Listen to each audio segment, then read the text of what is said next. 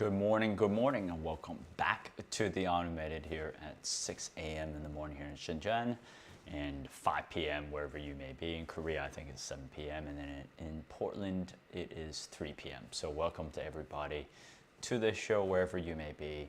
Really glad to have you here. Thank you for 4 new subscribers as of last night. That's been really wonderful. I think we're doing something right on YouTube now, finally. YouTube is a hard one to figure out, so really glad to have that and see all the traction. Pleases my heart.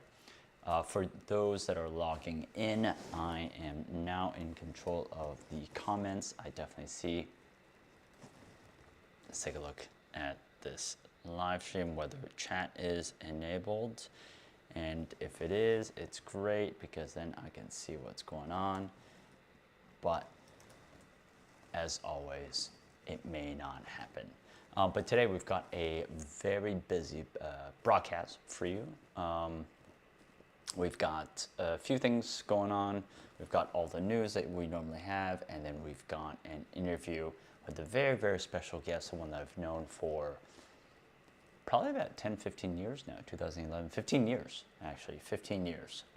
So he's one of my old professors, absolutely fantastic guy, and yeah, we're gonna have that in the end. So stick around, listen to it, and then stick around, listen to it, and let me know what you think. And I think it's gonna be a special one. So meanwhile, let me just see what's going on over here. Everything's good. Seems like it all is working, which is absolutely fantastic to see. YouTube does not give me any funny messages about things not going well, so I am very happy there. Oh, fantastic. Live chat is available, so I'll just say hello and good morning, everyone. Good. I think I'll make a practice of that. That way, that way, just to welcome everybody in the broadcast. Okay, all right, let's jump into the broadcast.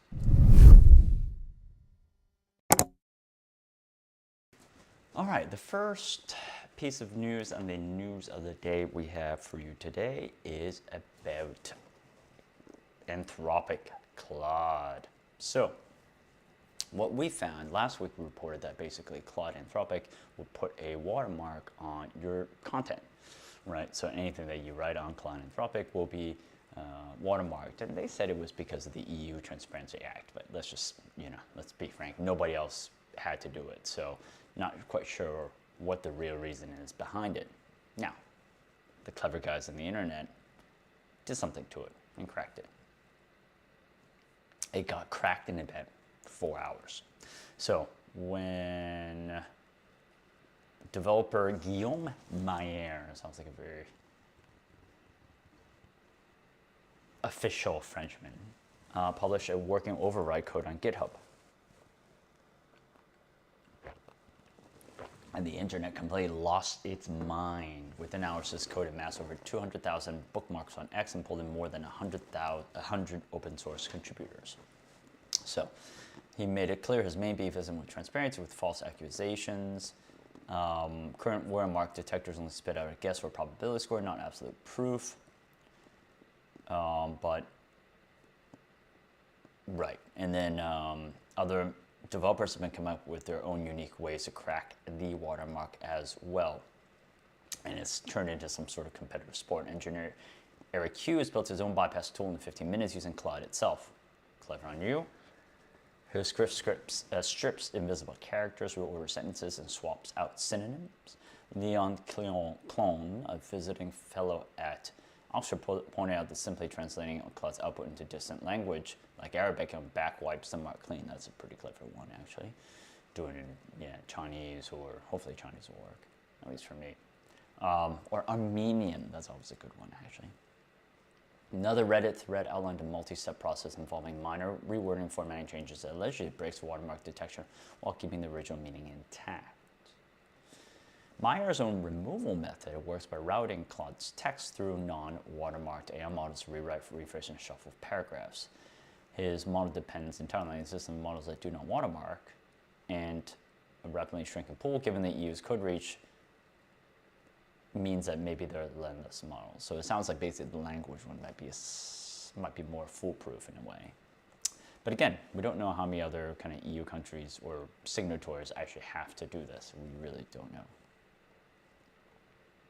Well, okay, all right. According to our reporting under the EU Code of Practice, brand new AI models must ship with watermarking by August, while existing models have until December to catch up. So, okay, fine. I take my word back. Maybe Claude is actually on the forefront of this, and they had to do it anyway, and everybody else had to do it. Fair enough. Anthropic is just one of 190 organizations, including OpenAI, Microsoft, and Meta, that signed on to this EU transparency push, and massive fines, up to 7% of annual turnover for unlabeled AI content. Fair enough. Good on you. Okay. Okay, got it. I'm just trying to look. Cool. No, good on them. Good on Guillaume and the rest of the developer community, the vibrant developer community, to actually do this. This is actually what we need in the marketplace. And look, I don't agree with what Anthropic is doing, but fair enough. I didn't know this was part of mandated by the EU. Yes, I knew it was part of the EU Transparency Act, but I didn't know how explicit it was. And if this was indeed mandated, there's nothing they can do. Their hands are tied. But if independent developers can find a way around it, great. And that's what we need. Humans still matter in this whole AI game. And I've said it before. AI is important. AI world is completely different, but humans still matter. So this is absolutely fantastic to see. Thank you, Guillaume, for doing a service to mankind and to humankind. Fantastic. Good on you.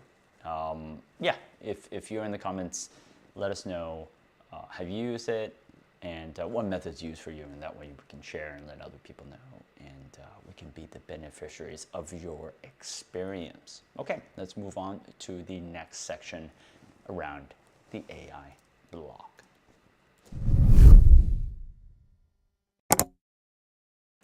All right, here we are around the AI block. The first article that we have here is how to tell if your AI platform accounts have been hacked.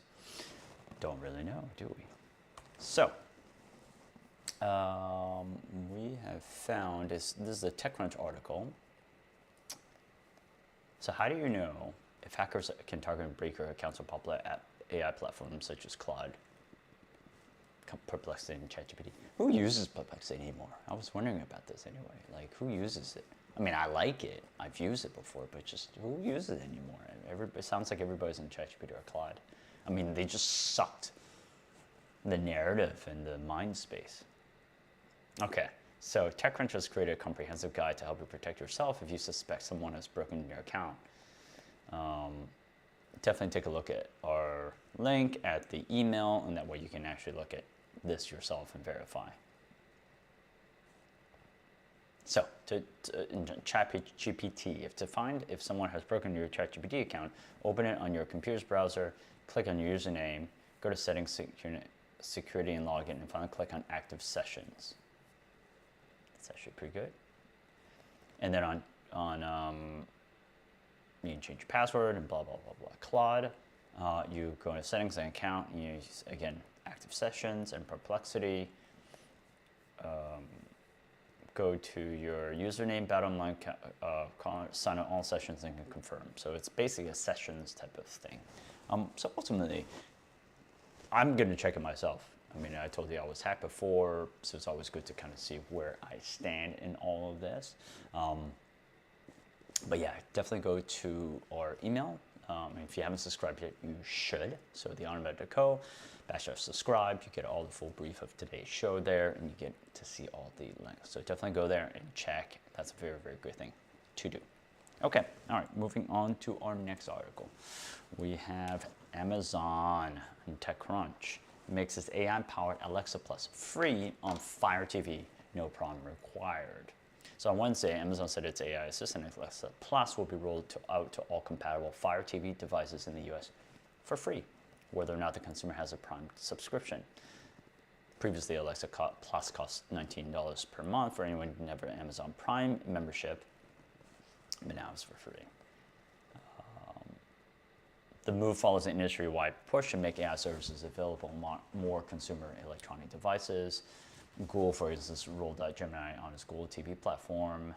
and Roku upgraded its voice assistant to AI last year as well.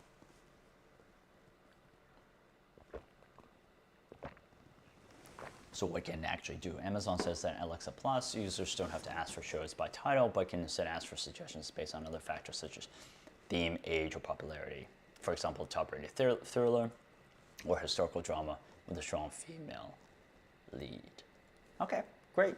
I mean, anyone that uses Amazon Alexa Plus, let us know in the comment section below whether this value add is great. I don't use it. Never really use it. Is it available here? I don't even know. I haven't really used it. Netflix is probably the extent of my usage in streaming. So if it's helpful, great. Let us know what you think about that service. But I definitely have seen kind of the push of AI into consumer services, whether it's like ChatGPT for teens, whether it's Gemini front and center. So they definitely want to push the usage numbers. Gemini and Chrome, et cetera, et cetera. Okay, all right. Let's move on to the next story. We've got OpenAI seeks to one-up Anthropic with new customer privacy protections. Let's just see Sam Altman and customer privacy. OpenAI just announced a privacy-centric safety approach to monitoring for misuse. The company is previewing a new service to select customers it calls private safety processing. All right, that's just all right. This is an automated system that watches for potential abuse while simultaneously retaining none of the customer's data. The system clearly runs counter to Anthropic's recently announced data retention policy. This policy, which has aggregated some customers, enables the AI lab to keep user data, all their sessions, and the conversations therein for a period of 30 days when it comes to covered models. So obviously it's here to train their model. OpenAI already afford customers a relative level of privacy by adhering to a policy known as zero data retention. ZDR uses agents within the OpenAI API to monitor for abuse on a per session basis. In this way, customer data isn't retained by the company, but companies are still able to scan for bad activity without the need for human intervention. OpenAI says that private safety processing is a new technology that widens the ZDR scope. It's a form of long horizon safety monitoring that assesses the inputs and outputs of multiple conversations, not just one. The monitoring is conducted by an agent, which if triggered, catches interactions and analyzes them across sessions for signs of potential misuse.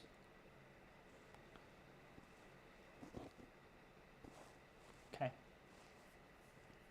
This begs a little bit longer kind of conversation, a little bit deeper analysis, which I'll probably cover in the weekend briefing. Which comes out tomorrow. So usually comes form of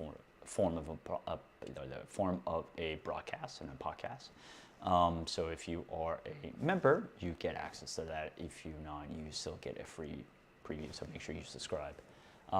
This begs a little bit longer kind of conversation to think about. It's pretty interesting. I think how they deal with privacy. I think how they think about privacy. I still don't 100% trust OpenAI, but still would be good to kind of see, how much of it is marketing, right, for marketing purposes, and how much of it is a true deep-rooted belief in privacy and consumer data. And it's very easy. I mean, it's a very thin line, right? And Silicon Valley has this kind of break fast,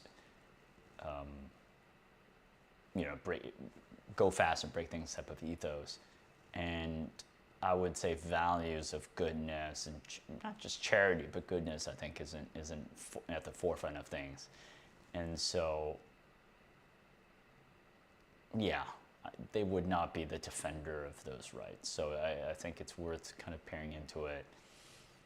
And in my view, I think it's not just necessary for privacy, but I do think some sort of oversight committee, governance committee is important.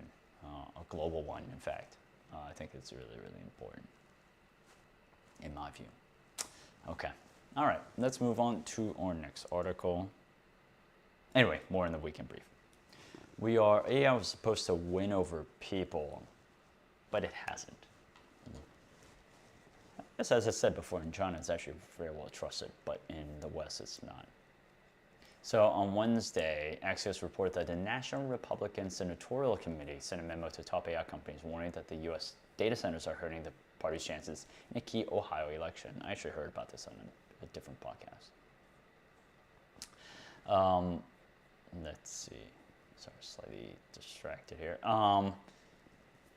At the same time, Pew Research released a study that found that Americans' unease about AI is growing. 52% said that they're more concerned than excited about the increased use of AI in daily life, up from 37% in 2021. So a gain of 15% in about 5 years.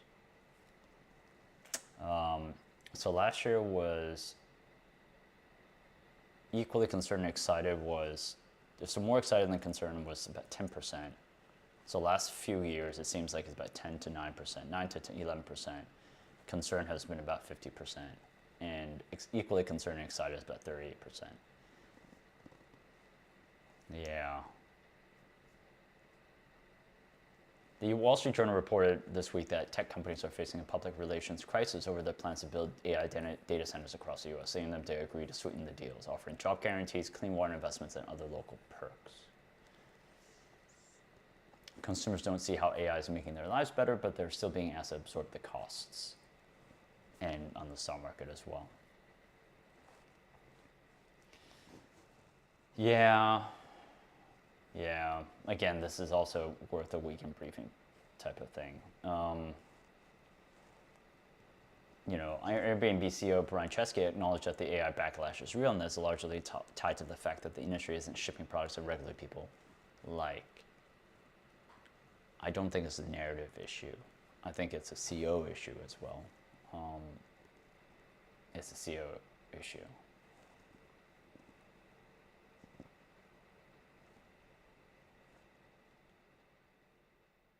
Yeah, and there was this text message with Gavin Baker and Dario and Schulte Douglas, who actually used to work for me in Zeroth in Hong Kong.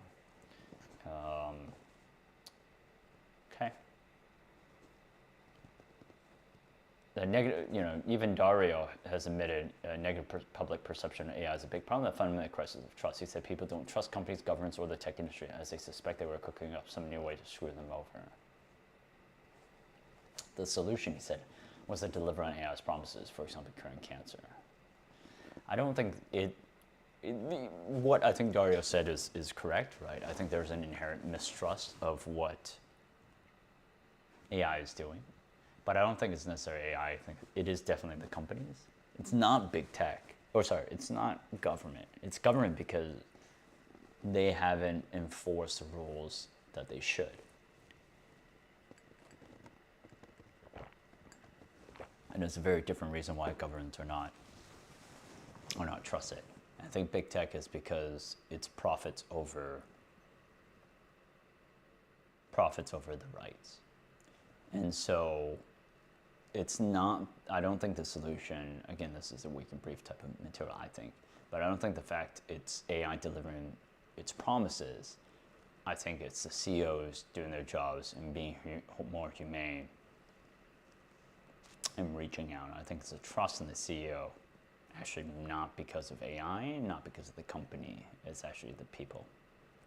I mean, let's put it this way, the opposite is true. Let's just say if the CEO actually stepped up and did a better job of PR and narrative and storytelling, I don't think this would be a problem, right? So it's not an industry fault, it's CEOs. None of the CEOs are well respected, tech CEOs. Let's just say that, right? So I think that's the case, in my view. Okay, moving on to our next article.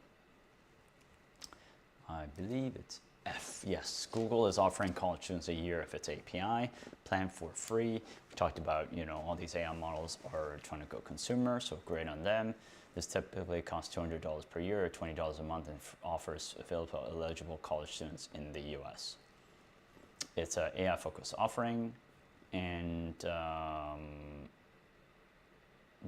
promo also gives users a whopping 5 terabytes of cloud storage and heavily discounted bundle that includes access to both AI Pro and YouTube Premium.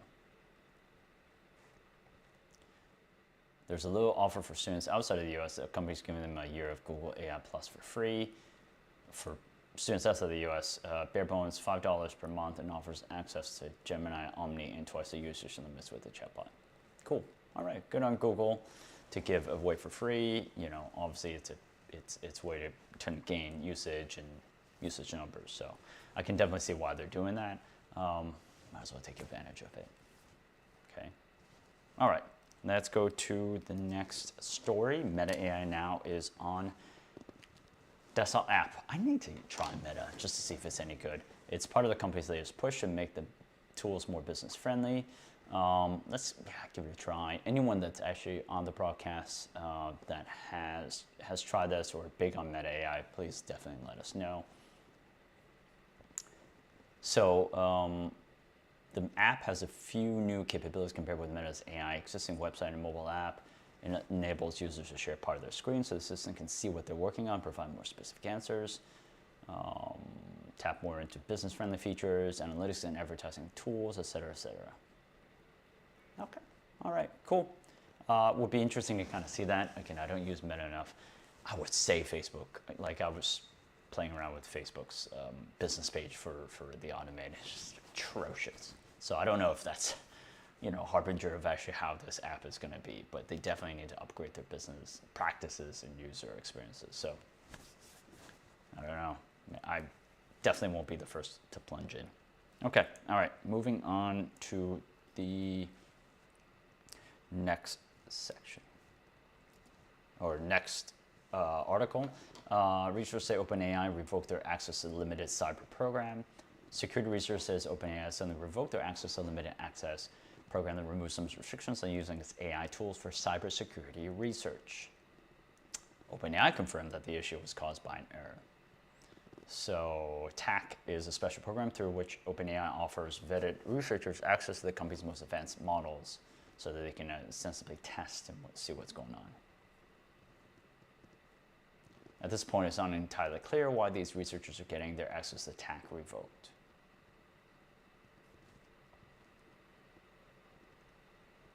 Okay, all right, let's just see. I think it's a wait and see type of issue. Maybe it's much ado about nothing. Maybe it is indeed just an error, and we shall have to do a follow-up and actually see what's going on there. All right, last article here around the AI block. Tech buzz, Flock's AI police goes far beyond license plates. So Flock Safety, the company blankets neighborhoods with license plate cameras. It's quietly rolled out an AI system that tracks far more than just vehicles. The next generation platform is already used by law enforcement agencies.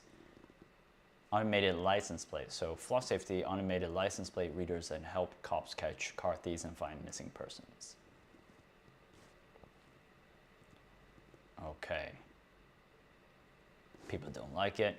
Communities don't like that, you know, spying and that type of thing. I can definitely see that. The company claims more than 3,500 law enforcement agencies now use this technology. The AI can apparently identify and track patterns across multiple data points, building profiles of vehicle movements over time geography.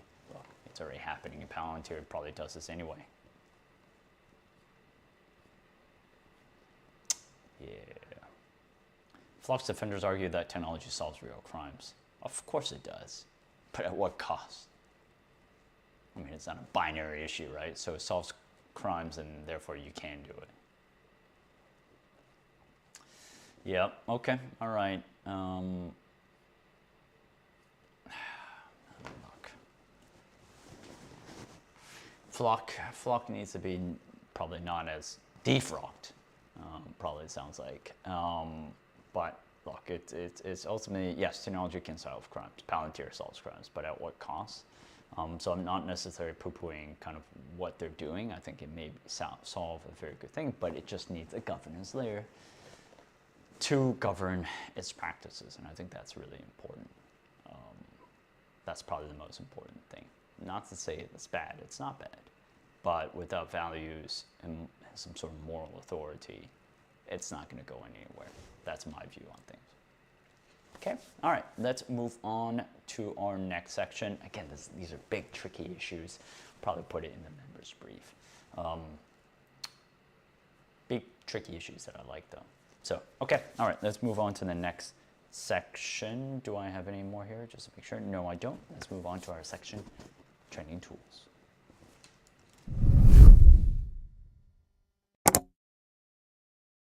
All right, here we are here on training tools. Today we've got 3 tools for you. We've got for the software engineers and technical leads, Spec Kit by GitHub. It's an open source. We're talking about the demise of GitHub, actually. But I don't think. Oops, sorry. But I think we've spoken too soon. For the software engineers and technical leads, Spec Kit by GitHub is an open source toolkit designed to bring structure into implemented agentic coding workflows by converting high-level prompts into strict specifications. Sorry, this pop-up came up. Execution plans and actionable task lists. It keeps autonomous code agents aligned with project rules. For the lifelong learners and readers, Cast Reader, I thought it was Cast Reader, converts web pages, PDFs, and ebooks into synchronized text-to-speech audio with active line highlighting. If you hit a complex passage or dense jargon, its built-in assistant provides instant context-aware breakdowns right inside this document. And for the product marketers and SaaS founders, Outmano continuously tracks competitive movements across pricing pages, hiring boards, SEO changes, and feature roadmaps. Instead of drowning you in raw updates, it translates strategic shifts into clear Slack alerts. Fantastic. Definitely let us know what you think of these tools. Give it a swirl, give it a spin. Let us know what you think in the comment section below. And yeah, let us know. We can all be beneficiaries of your learning. Let's move on to the next section. It is workout of the day.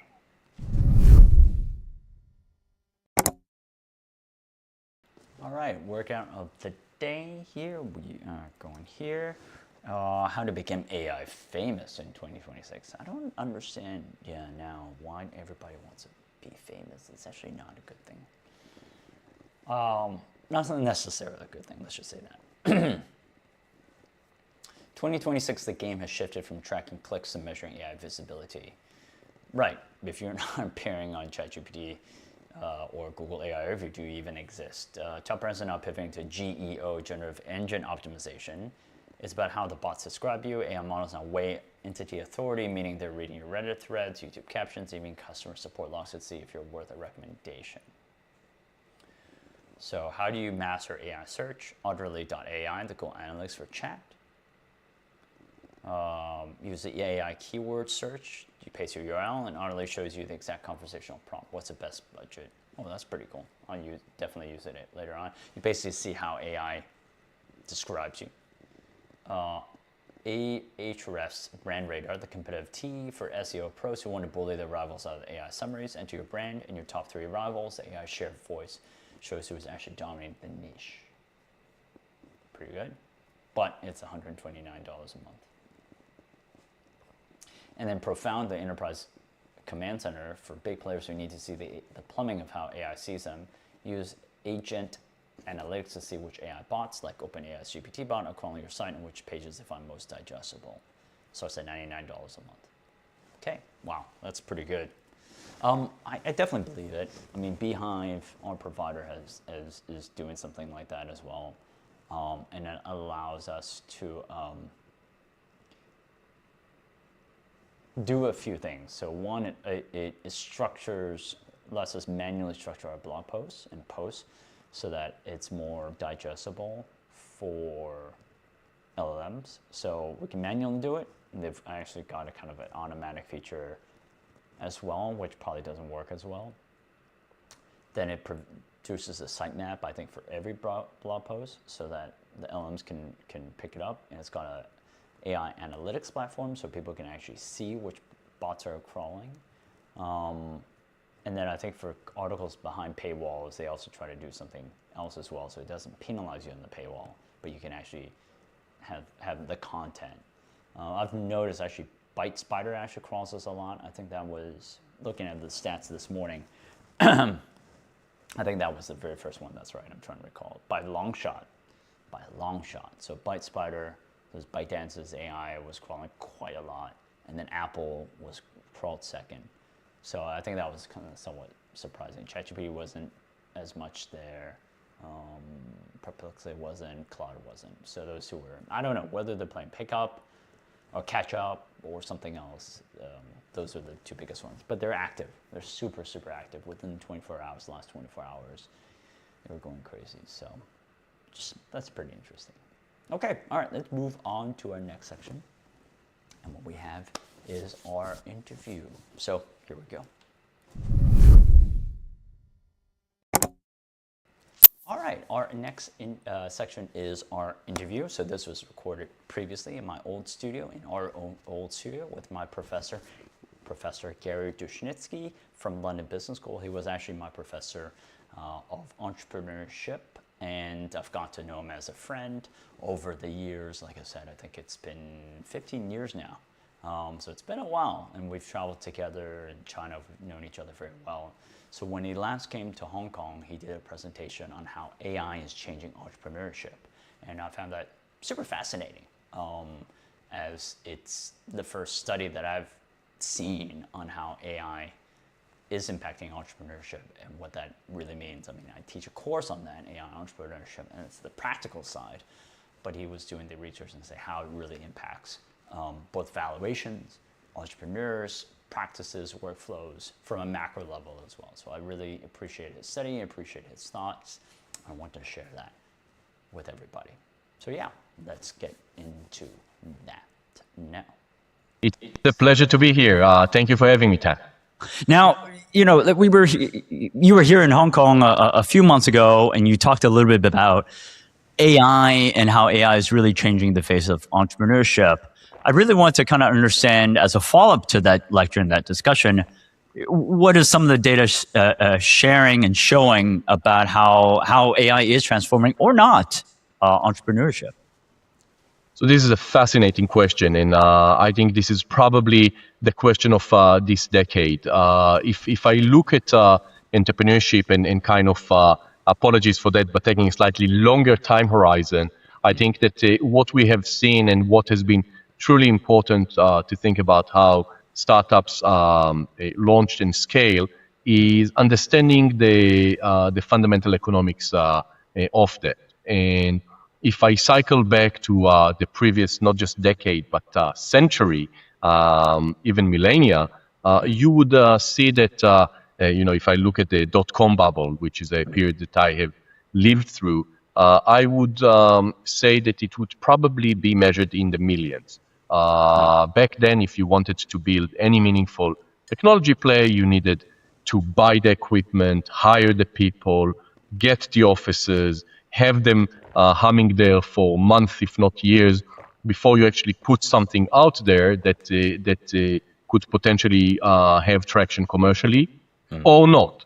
And it's a big upfront investment in order to do that. And from the investor perspective, if you want to have a diversified portfolio, it was an even bigger AUM that you needed to mobilize. What we've seen fast forward in the early 2000s with the rise of the cloud and some other things is those upfront costs have significantly decreased. Today, maybe you don't need to have servers and offices. You maybe go, you rent space on the cloud in a much more economical way. Maybe you don't, you use your favorite, is it GitHub or whatever library in order to draw on building your tech stack and so on and so forth. And so the costs have significantly lowered, which is part of the reason why we've seen the proliferation of entrepreneurial activity over the last 20, 30 years. Enter the AI revolution, and we are in a point where the cost of launching a business might be significantly lower. My son has built a productivity tool for me just over the weekend. What does that mean for us building? So AI is continuing a trend, and I can expand a little bit more on it, but it's a trend we've seen for the last 20, 30 years, and it's taking it through a whole new trajectory. And then now, I assume then, therefore, and I've heard some of the investors are, at least in China, are offering not just money, but money and tokens, and sometimes not even money, but tokens in lieu of investment. And I guess the idea, therefore, is that, developer, that's all you need, right? You need cloud credits, you need tokens, and you can build a prototype. Are you seeing that in Europe as well? So I think that is, in a way, something that I'm monitoring very closely. When we think about what startups are, and it's almost, again, just to put it in perspective, building a business in the past was investment in capital goods. You would buy machinery, you would buy real estate, and so on and so forth. And it's a little bit difficult to remember, but something happened over the last couple of decades where really when you build a startup, and I'm deliberately using this building a business, building a startup. When I tell you building a startup, your knee-jerk reaction was talent. I need to fundraise, and a major reason for me to fundraise is in order to have talent that will build my tech stack, that will build my technological capabilities. I see. And so the effort was the capital needs are going towards not capital goods, but actually human capital, talent. Intellectual capital, now, yes. Intellectual capital. Now you're raising a really interesting point, which is something that I would coin here as the shift from T to T. We're seeing startups, as you've suggested, not just focused on talent, but actually focused on tokens. To the extent that what you're building, your tech stack, your USP, can be built by the founder using tokens rather than talent, we might see this shift from T to T. And there's just as a corollary, we've now seen a conversation over the last 2-3 years where we're talking about mini unicorns or unicorns built by smaller teams. And so whereas we used to say unicorns are scale-ups that have hundreds of people, maybe low thousands, we're talking now about unicorns that have a few dozen employees. How do they build the tech stack? How do they build a presence? Tokens, AI, agentic AI plays an important role there. So yeah, I remember when your slides actually on the lecture was, I think you were saying that you were comparing two startups or two businesses, and I think you were comparing the marginal exit value divided by the number of employees, right? And it was something that was built, again, I forgot the business. It was the pro AI era was, let's say 10 to 1.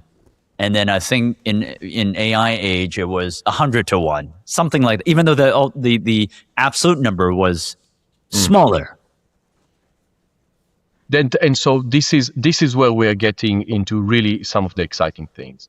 If I kind of try to put it in a framework perspective, one of the things that we are seeing is that potentially the cost of setting something up is significantly decreased. Yes. It has two effects associated with it. One, which might be more immediate to think of. If something is cheaper to attempt, we might see more people trying it. And so there's a sheer, the number of e-commerce shops that is set up on Shopify or Alibaba or whatever might be, Tmall might be significantly higher than maybe what we've seen in the past when you needed 5 million in order to build an e-commerce presence. The other thing, which is actually quite interesting, and in a way you've alluded to, is, and that relates to our findings, if you do not need 5 million fundraise to start your business, then you don't maybe need to go to external investors and forgo equity, which means that those investors don't need to invest in highly risky businesses where oftentimes people talk about only 1 out of 10 succeed, which means that they don't need your startup to turn this 5 million into 50 or 500 million, right, because they won't have as much exposure to the failure rate. All this means that in addition to having more entry, the trajectory that many of these startups might look for is not the traditional venture-backed go big or go Sure. bust. Or go home. Right. It might actually be, yes, you can still go big, nobody will fault you for that, but you can also have a scale, not at a 10x scale, but at a 2x scale, at a 3x scale, build and operate. And all of the sudden, what we've seen is that with the decrease in the cost of starting a business, A, more entry, B, different growth trajectories. It's not the go big, go bust. It is build, operate, retain more equity because you don't need to fundraise as much upfront, and operate as your own venture. And this is something that we are seeing is a new trajectory, if you wish, in the world of startups. But that's interesting. What you're saying is that there are unintended consequences in the asset class that is venture capital, the ones providing this capital. So you'll have your traditional funds that are, let's say, a third will go big or go home. A third will be okay, 1 or 2x, and everybody will go bust. But then you might see another layer of venture funds where they're just hitting singles, and that's okay. And so that's definitely the perspective from the business perspective. Now, if you look at the capital stack that is necessary to support that, the question is, do you need to enable that through an equity-based approach, or can you actually do something, again, that we've seen quite a bit, debt instruments that are calibrated to that? And so if you look at, an example that I happen to be familiar with, Shopify. Shopify is actually a substantial creditor to businesses. On the Shopify, through Shopify Capital, they have disbursed billions of dollars as in loans, not equity-based, but loans to merchants. And the logic is those merchants that want to build and operate have capital needs. They need to scale up inventory. They need to invest in new equipment or whatever. The risk, the amount of money they need to raise is more minute than what we've seen in the past. The risk profile might be different because they already have a track record of operation, which Shopify, being the host, might even be able to ascertain independently. And so all of the sudden, you see, exactly to your point, that the whole financing implication is very different, and it allows both for different amounts of money, both of different companies' outcomes, and as a result of that, also shifting from not only equity-based, but also more debt-based solutions. Right. And just to complicate things a little bit more, to actually clarify things a little bit more, we're talking here about debt loans targeted at younger companies, so not the kind of venture debt that we might see in the B, C, D rounds to plug in somebody who's already well into the way to unicorn, but much smaller businesses that can benefit from this loan approach. Very interesting. Now, okay, let's switch slightly to, obviously, you're in a business school. How has this AI approach and this new way of looking at building a business, how is that, changing both the content in which you're teaching, but does it change the business school at all? So this is a wonderful question, and I think it relates to a point that I've always advised my students, which is when you start thinking about your business school journey, think about it from day one as opposed to day X, 600, depending on the length of the program. What you want to do is you want to leverage the time that you're in the program in order to leverage all the resources at your disposal. And the resources at your disposal, at least at an institution such as London Business School, are faculty that are thought leaders at a global level. They are driving thinking in anything from stable coins to supply chains to responsible business, and so on and so forth.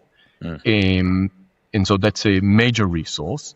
Of course, some of them have strong connections also to the industry or bring significant speakers and alumni from the industry. You also have your classmates. Your classmates in a year's time will be charging you hundreds of dollars for their time as they work for those top consulting firms and so on and so forth.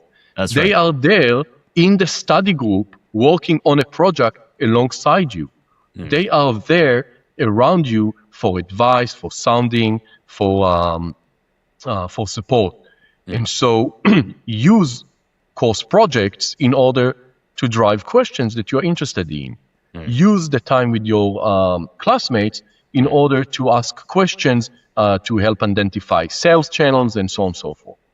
This is a canonical insight, which is don't wait to build something when you're graduating. Leverage this runway. Really think about it as a runway that you leverage from day one. Now, with the aid of AI, your ability to take that forward is just phenomenal. Your ability to not just say, hey, Jack, Joe, Jacqueline, Zhao, I'm thinking about this. What do you think? You can actually go and with one of those vibe coding tools, build something. And then that helps you develop your thinking.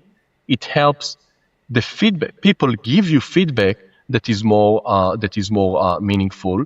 It helps to visualize, to articulate, to drive more effective feedback. And so if there was ever a time when I would say leverage all the resources, leverage the faculty, leverage the class assignments, the group projects, leverage your colleagues, now is the time that with the help of AI, you can win their hearts and mind and attention even more so. And you can potentially be at the end of this runway, maybe not just cruising to 30,000 feet, but maybe in orbit already. Sure. Or into space. So final question then, therefore, if we extrapolate kind of that going forward, so it sounds like business school as an institution, yeah, as great as it is with, thought leadership and whatnot, also becomes more entrepreneurial, right? If the resources are there, you can build from day one and co-create with, the resources around you.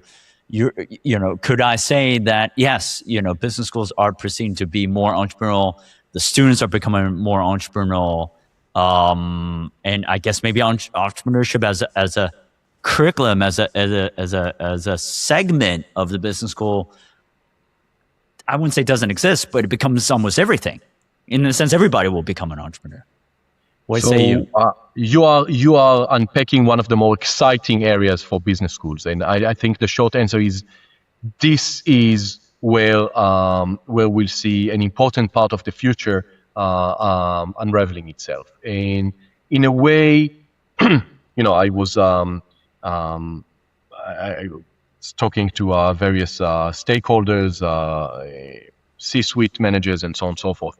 And one of the things that is coming as a constant is that if in the past you would probably live through one industry shakeout during your professional life, these days you are living through 2, 3, God knows how many industry shakeups, which means that the ability to navigate uncertainty, the ability to be enterprising and entrepreneurial is becoming important, almost table stakes for any organization, whether small or large. And so one of the things that we are seeing is that there's demand across the board for people who are not just functional experts or domain experts, but also have this agility, ability to navigate uncertain situation and effectively behave as entrepreneurs. This manifests itself both in individuals that will then start startups, and London Business School is counting a number of unicorns amongst its graduates, but also for people who are going to lead a large division in an industrial firm or a financial organization, which inevitably will experience multiple points of inflection in the years to come. Fantastic. Thank you very much for your time. Professor Dushnitsky. Tak, it's been a pleasure to connect with you, and I hope this has been a useful conversation for your listeners. Thank you very much.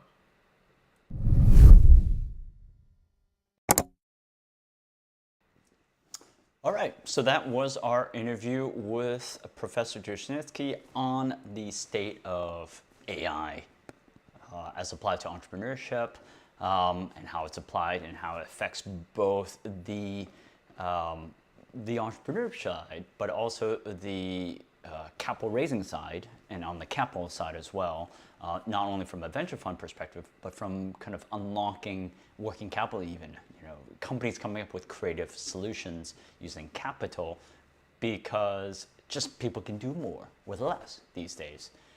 And finally, how entrepreneurship and AI is actually enable or forcing business schools to also change as well their practices, enabling students to create businesses from day one, leveraging the resources that they have on campus, and then they can build businesses, but also, dare I say in some ways, not just incentivizing the creation of entrepreneurs, but entrepreneurial thinking, because businesses actually need that. Large multinational corporations need that as well, because companies are facing crises, not just political, but geopolitical, environmental crises, business crises, much more often these days. So fantastic kind of conversation to hear both the impacts of AI across entrepreneurship and technology, but also in schools as well. So hopefully you enjoyed this broadcast and this special interview. Definitely like, subscribe, please share with your friends.